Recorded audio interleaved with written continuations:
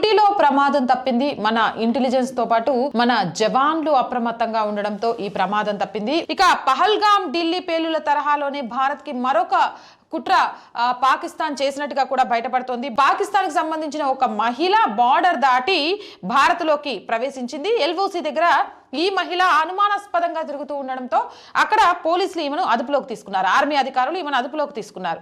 ఇక బాల్కోట్ సరిహద్దు సమీపంలోనే ఈమె అనుమానంగా కనిపించింది. దీంతో నన్ను నానగొట్టాడు అని నాకు కోపం వచ్చి ఇంట్లో నుంచి బయటకు వచ్చాను. నడుచుకుంటూ దారి తప్పిపోయి పాకిస్తాన్ నుంచి భారత్లోకి వచ్చేసాను. వినేవాడు వెర్రోడైతే చెప్పేటోడు ఏదైనా చెప్తాడని పాకిస్తాన్ లో ఉన్న ఆర్మీ అధికారుల్లాగా, పాకిస్తాన్ లో ఉన్న జనాల్లాగా, పాకిస్తాన్ లో ఉన్న రాజకీయ నాయకుల్లాగా పిచ్చోళ్ళు అనుకుందో ఏమో భారత్లో ఉన్నోళ్ళు.